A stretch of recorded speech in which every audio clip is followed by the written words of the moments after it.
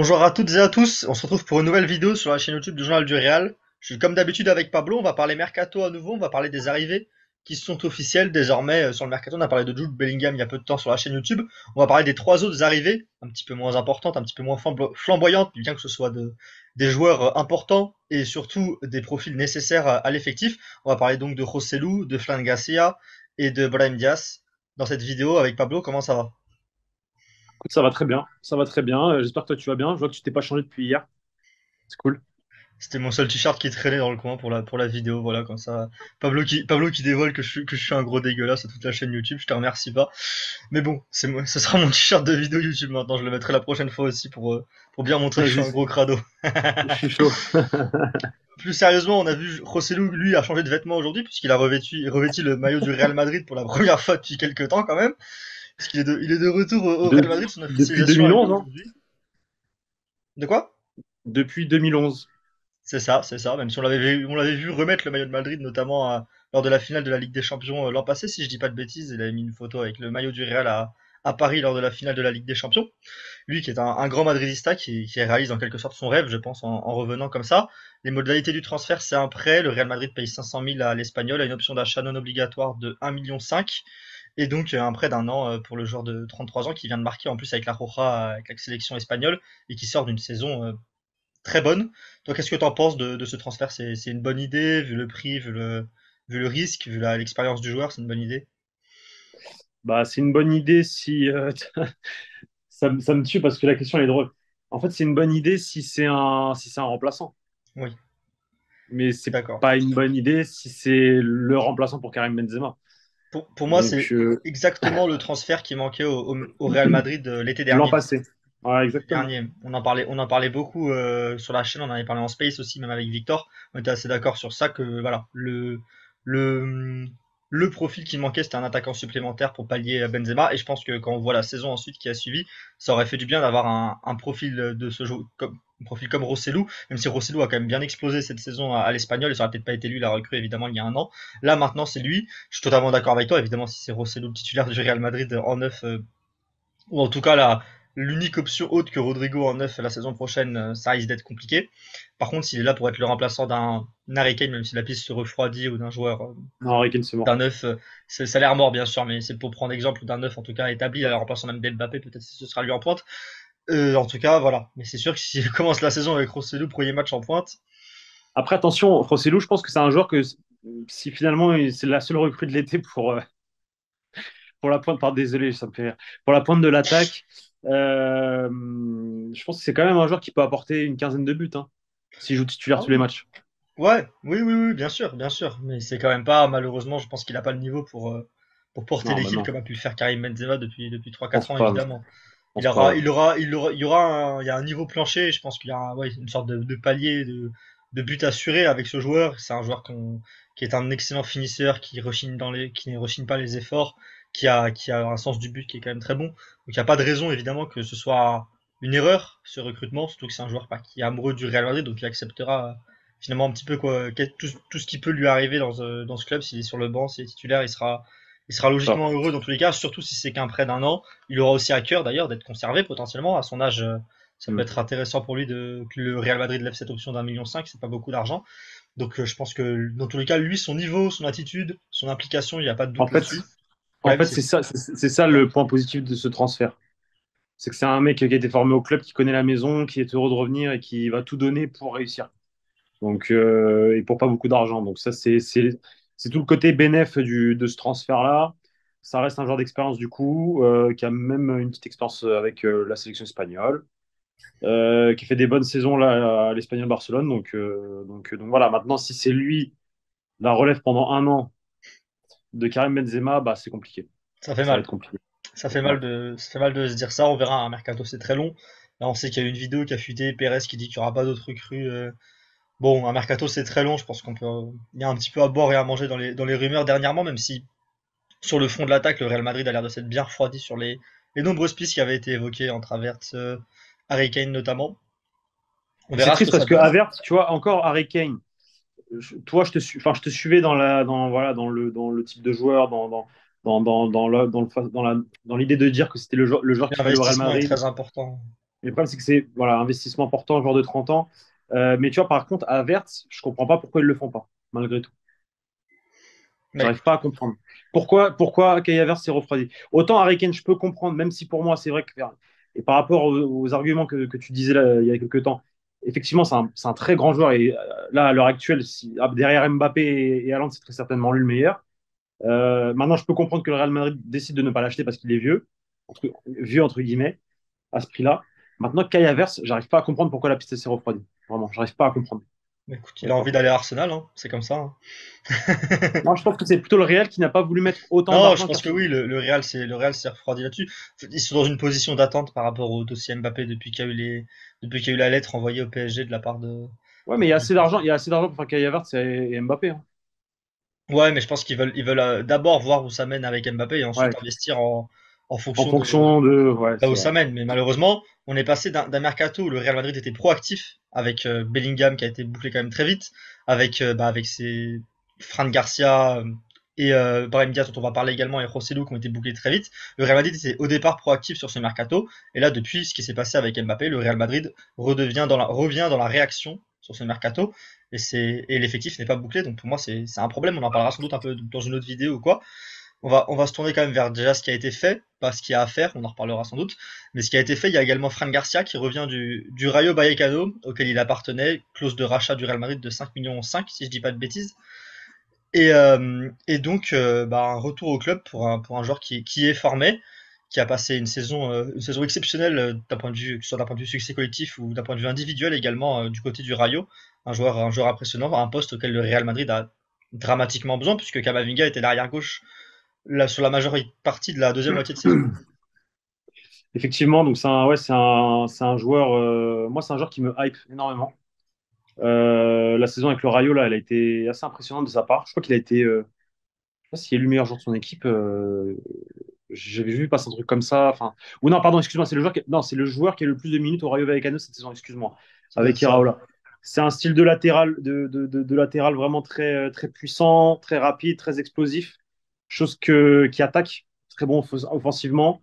Euh, Forcément, ça change par rapport à ce que pouvait proposer Ferland Mendy. C'est différent. Euh, donc voilà, non, je suis vraiment très hypé.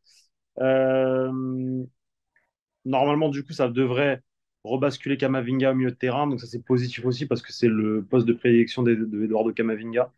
Donc non, transfert très intéressant. J'ai hâte de le voir. Et je pense qu'il va être titulaire, moi. Pour le coup, je pense que lui, avoir aussi le retour de Ferland Mendy, en fait, c'est ça le truc. Mais si Ferland Mendy ne revient pas encore en forme, etc., il y a de fortes chances que, enfin, bon, c'est même quasiment sûr que Fran Garcia commence dès le départ et il risque de s'imposer très vite. En plus, ça a l'air d'être un garçon qui a du caractère, donc ça, j'aime bien. Connaît la maison. Ça peut faire un Dani Carvajal 2.0, quoi. Un peu comme à l'époque quand il est arrivé, il est revenu en 2013-2014. Donc, Ce qui lui avait été demandé à sa conférence de presse d'introduction à ouais. cette question. Est-ce que la Donc voilà, trajectoire donc que c'est Carvajal a vécue, tu aimerais la suivre aussi? Il a dit que oui, évidemment. c'est ça. Et du coup, bah, c'est un poste qu'il fallait absolument renforcer. Ils l'ont fait. Et du coup, j'ai un petit scoop par rapport à ça. Le Real Madrid est aussi attentif sur le marché des latéraux droits, pardon. Peut-être que j'en ferai un tweet ou pas, ou si vous voulez cette vidéo, non, vous le savez. Mais je voulais en faire un tweet à la base, mais j'ai pas eu le temps. Mais voilà. Moi, de ce qu'on m'a dit là ces derniers jours, euh, Dani Carvajal va rester et va continuer. Mais on sait que c'est un poste qu'il va falloir renforcer assez rapidement. On m'a pas donné de date.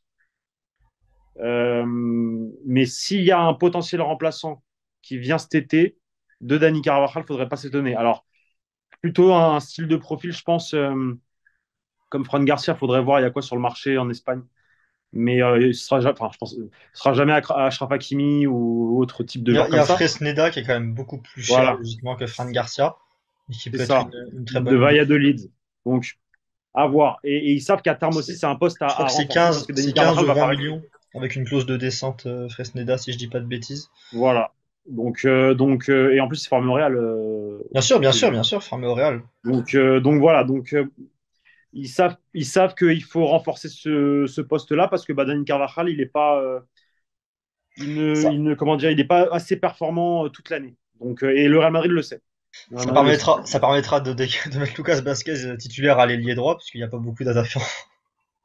Ouais, du coup, ouais, non, effectivement. Ah Après, oui. bon, à prendre avec des pincettes. Hein. Là, en ce moment, Déjà, ils vont sans doute on me dit réussir aussi que le à, mercato est terminé.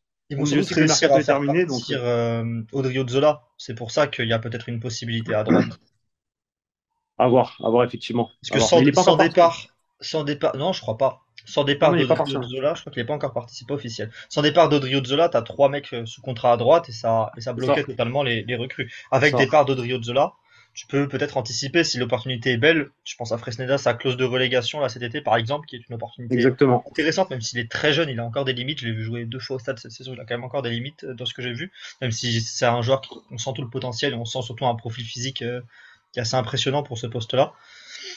Mais en tout cas, on verra. Côté Fran Garcia, franchement, un sacré joueur. Tu l'imagines titulaire dès le début de saison, je pense qu'il y aura une bonne chance qu'il le soit. Ça dépend quand même de la préparation, ça dépend de Mendy. Ancelotti aime beaucoup Mendy, quand même.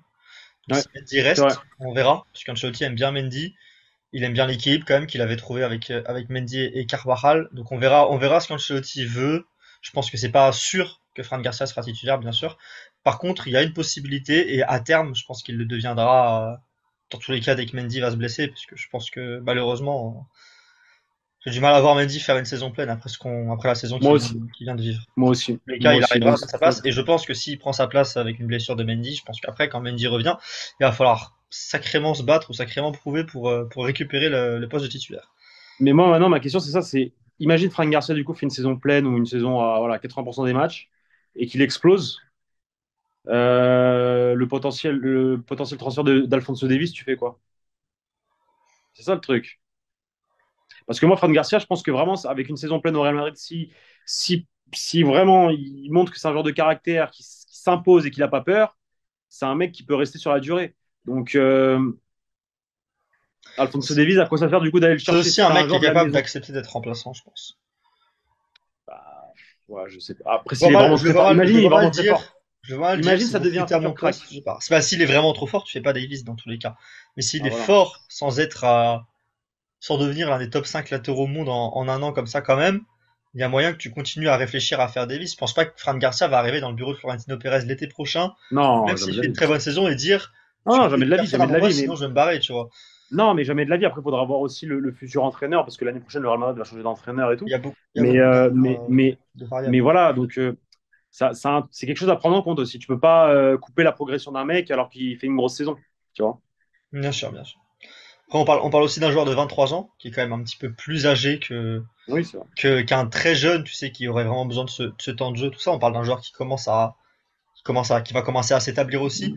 Moi, je serais pas choqué qu'il récupère un rôle de rotation l'an prochain avec une recrue parce que Ferland Mendy part et qu'il s'est remplacé par un Davis, par un arrière gauche qui est déjà peut-être en tout cas plus confirmé au très haut niveau. On verra en fonction de la saison de Fran Garcia aussi s'il y a ces besoins-là. Sinon, ça se trouve, ce sera une doublure à Fran Garcia qui sera acheté l'été prochain. On sait jamais. On sait tout ce qu'on lui souhaite en soi de réussir sa Exact. saison au point, de faire que le Real achète une doublure à ce poste-là. Il va plutôt investir arrière droit par exemple que investir sur un arrière gauche titulaire pur et dur parce que Franck Exact. Garcia n'a pas montré assez et parce que Mendy n'a lui non plus évidemment pas ne s'est pas rétabli comme l'arrière gauche titulaire qu'on avait vu au Real Madrid à ses débuts. Enfin, dernière recrue, enfin dernier retour de prêt cette fois-ci, c'est Brahim Diaz qui revient de 2 ans à l'AC Milan en prêt. Il revient remplacer plus ou moins Asensio d'un point de vue numérique dans ce rôle de gaucher capable de jouer à droite, capable de jouer axial. Il a surtout joué axial quand même avec le Milan AC. Et il vient un petit peu bah ouais, reprendre le rôle qu'Asensio avait en sortie de banc. Les profils sont différents bien sûr de joueurs, mais je pense que c'est à peu près presque un remplacement numérique finalement, le retour de prêt de Fran Garcia, de Brahim Diaz. Effectivement. Et moi, des trois, là, c'est celui qui m'hype le moins. Je suis pas un grand fan de Brahim Diaz. Je le cache pas, même si c'est vrai que c'est un joueur très technique et très, très intéressant. Mais moi, j'ai des doutes quant à sa capacité à s'imposer dans un club comme le Real Madrid et à se dire, voilà, j'ai les épaules pour. Au Milan, il a été bon, c'est vrai, mais est-ce qu'il a été impressionnant, indispensable? Il a été irrégulier surtout. C'est son Et ça au problème Real, principal, c'est et qu'il est si au Real irrégulier. il est irrégulier, c'est pas bon. Un peu comme bah, tu l'as vu avec Asensio par exemple. Donc On verra. Je veux pas être mauvaise langue. On va lui laisser une chance. On connaît ses qualités. On sait ce qu'il peut apporter. Je pense qu'il manque un brin de physique, je pense. Je sais pas s'il a pu le développer au Milan. Mais voilà, au moins au Milan, ouais, il a eu cette première expérience, cette première année avec la Série A remportée. Ensuite, cette année, expérience Ligue des Champions, demi-finale, où il n'a pas été non plus très transcendant dans ce match face à l'Inter. Mais bon, voilà, c'est un joueur qui a des qualités. Je pense pas qu'il sera titulaire non plus. Donc il va être en sortie de banc. Donc, s'il peut au moins mieux faire que Marco Asensio, c'est très bien. Moi, dans le profil de joueur, je préfère que tu fasses rentrer à 30 minutes de la fin un joueur qui soit déséquilibrant, qui soit inspiré, qui soit capable de mettre de la vitesse dans le jeu, qui soit capable d'éliminer. Je préfère largement, si tu fais rentrer Brahim Diaz, d'un point de vue profil, à faire rentrer Asensio dans un match où tu cherches à débloquer la situation, où tu cherches à marquer. Pour moi, ça me paraît être un meilleur profil de remplaçant qu'Asensio. Après, on verra si lui arrive à montrer ce qu'il a montré dans ses bons jours au Milan AC, au Real Madrid. Ouais, Si oui, c'est une bonne chose. Sinon, malheureusement, la plus-value ne sera pas immense, voire même sera peut-être négative par rapport à Asensio qui apportait finalement très peu dans ses entrées en jeu, mais qui par contre avait cette fameuse patte gauche qui pouvait quand même débloquer, qui a débloqué des matchs au Real Madrid. Ça, Brahim Diaz l'a pas. Brahim Diaz, par contre, il a un jeu qui permet de créer, je pense, plus d'occasions et plus d'opportunités lorsqu'il rentre en jeu qu'Asensio, mais il n'a pas l'efficacité qu'avait Marco. Je pense quand même que c'est mieux d'avoir un joueur du profil de Brahim Diaz en entrant en jeu et en étant de temps en temps titulaire qu'un joueur du profil de Marco Asensio. Qu'on verra ce que ça donne, il reste jeune, il a encore évidemment une marge de progression, et puis bah il revient quand même au Real Madrid, je pense qu'il aura aussi une envie immense d'essayer de s'imposer, de grappiller. S'il n'y a pas de bien sûr. recrue, comme certaines rumeurs le disent au Real Madrid, il peut, en étant très très bon, gratter une place de titulaire en plus. À voir ce qui se passera, à voir ce que Carlo Ancelotti décidera, à voir. En fait, on ne sait toujours pas quelle va être la tactique, le plan de Ah, jeu. Bon, Valverde à on sait droite que c'est un sans doute. adepte du 4-3-3, mais après, avec les joueurs que tu as, là, 4-3-3, c'est compliqué. Il va falloir commencer à songer à jouer en 4-2-3 ou en 4-4-2 losange, comme je t'ai dit hier. Je sais pas. Faudra voir. Faut voir. Est-ce que tu penses qu'un mec comme Vinicius peut devenir potentiellement ton jeu, que c'est un genre comment dire, de côté, mais est-ce que tu penses qu'il a les qualités pour voilà, devenir progressivement un joueur d'axe, un peu comme un CR7 saison 2017 là où Non, tu vois? pour moi non, pour l'instant non. C'est pas un joueur qui a un jeu de tête, c'est pas un joueur qui a un jeu de haut but du tout. C'est un joueur qui peut se rapprocher de la surface un petit peu plus souvent que juste coller la ligne, bien sûr. Mais pour moi, non, même si c'est énormément amélioré dans la surface, dans ses choix, que ce soit la passe en termes de finition, et que on le voit de plus en plus dans la surface, ou de plus en plus proche du but avec le Real Madrid. Pour moi, non. Pour moi, Rodrigo, lui, qu'on a vu démarrer sur les ailes, a montré beaucoup de qualité d'un joueur de surface, et a montré même parfois, en tant que numéro 9 pouvoir être joueur de surface. Pour moi, Vinicius, non. Vinicius ne peut pas être un attaquant de soutien, ne peut pas être cantonné à un rôle axial, en fait. Ok. Bon, on verra bien de toute Toi, façon. tu penses On qu'il pourrait verra. se réaxer? Bah, après, c'est quelque chose qui se travaille en fait. Être neuf seul, c'est impossible, mais tu penses qu'il pourrait se Non, 9 seul, réaxer alors en 9 seul, soutien? c'est impossible. Mais moi, je parle d'un attaquant voilà, de soutien qui forcément, euh, comment dire, se rapproche aussi de la ligne de temps à autre, mais qui, voilà, sur le papier, t'es devant, il y a 2 points entre Rodrigo Vinicius, et en fait, c'est un électron libre. Côté gauche, axe, tu vois, il tourne un peu partout. Et Rodrigo, vraiment plus axe, à voir, je sais pas. Et Valverde, du coup, qui prendrait enfin, potentiellement le côté droit. Ouais, mais ce qu'il y a, c'est qu'on a beaucoup Faut vu, voir. quand on a vu bah, la relation Vinicius-Benzema, c'était quand même plus du Benzema qui va venir en soutien à gauche que du Vinicius qui se réaxe, tu vois. Je pense qu'il a juste vraiment pas ce sens-là, ce sens, pour l'instant, il a pas ce truc en fait, pour l'instant, je pense, pour être un joueur d'axe aussi efficace que ce qu'il a à gauche, sans qu'à gauche, il est Parce que exceptionnel. Je pense pas qu'il il y a deviendra un... nul si tu le réaxes, mais Ouais. je pense que c'est pas une bonne chose, c'est pas une bonne idée. Et parce que là, il y a un truc important aussi, c'est que Benzema n'est plus là. Qui est la première personne qui va devoir marquer des buts? Voilà, le Real est dans une situation précaire, hein. Là, le Real, ça sent la saison. Si ça reste comme ça sur le front de l'attaque, ça sent la saison troisième de Liga et huitième de Ligue des Non, mais Champions. moi, ma question, c'est est-ce que Vini peut marquer 30 buts? Écoute, on verra. Il va peut-être récupérer les pénalties, vu qu'il en a Non, mais tiré tu un avec vois, le Brésil. dans les pénaltys, je pense que ça sera Rodrigo, par contre. Ah ouais, bah, en tout cas, il l'a tiré là avec le Brésil. On verra ce que ça donne. Oui, moi, Vini? j'imagine aussi ça. Il faudra vraiment que ouais, Vinicius et Rodrigo aient un rendement plus important. Et il faudra voir si Vinicius arrive du coup à avoir un rendement plus important en jouant dans une attaque plus faible. C'est ça Parce que qui là, brille un là peu. c'est du 20 buts sur 2 saisons. Un peu plus. Là, il est à, ouais, mais il a fini sa saison genre avec 22 buts, 13 passes D, un truc comme ça, toute compétition. En Liga, Et ça la veut. saison d'avant, Saison d'avant, c'est à peu près pareil. C'est à peu près pareil voilà. statistiquement. Ouais. Donc on est sur 45 buts en 2 saisons. À peu près, ouais, faudrait que je sorte les stats exactes, mais on est environ sur du, ouais, Donc, entre 40 et 50 sur les deux dernières saisons. Moi, j'ai du donc mal là, à l'idée, croire. ce J'ai serait du mal à croire qu'il en qu'il marque va. 30. J'ai du mal à croire qu'il attrape la barre des 20 buts en Liga, par exemple. J'ai du mal à y croire. Ok. Celle des 15, Moi, pourquoi moi pas. aussi. Celle Moi des aussi, j'ai 20, du j'ai du mal à mal y à y croire. croire. Moi aussi, Et moi du coup, aussi, j'ai du mal à y bah, croire. pareil pour Rodrigo. Je pense qu'il peut atteindre les 15 buts également en Liga. Mais j'ai du mal à y croire qu'il va passer largement au-dessus. Et du coup, bah, ça nous met dans une situation où il va falloir se reposer sur un 20 buts quoi, de Rossellou ou un 15 buts de Rossellou. On verra si Bellingham peut avoir un rendement un peu plus important que celui qu'il avait à Dortmund d'un point de vue but et passe décisive. Mais bon, on en reparlera du fait que Ouais, là, on en pour l'instant, reparlera. On en ça sent reparlera. pas très bon sur le front de l'attaque parce que le reste a été renforcé et très fort, mais devant, ça risque d'être compliqué. Surtout que t'as plus, par exemple, les 10 buts d'Asensio, quoi, ça fait 2 saisons qu'il met 10 buts par saison en Liga, quoi. Alors ça, c'est pas glorieux. Il y a beaucoup de Dont un, fautes avec lui, mais au moins il y a dont 10 un- buts en Liga par saison, quoi. il met 10 buts par saison, dont un triplé à Mallorca. Donc 7 buts. Toujours, toujours. Et il marque exclusivement quand je suis au Bernabéu, d'ailleurs. Voilà. C'est ma présence qui lui fait marquer des buts. C'est pour ça qu'il a signé au PSG, du coup, et que je viens de rentrer en France. Exact. Exact. Il a tout compris. Sur ce, on a parlé des trois recrues. On reparlera bien évidemment s'il y a des rumeurs importantes, s'il y a de nouvelles recrues.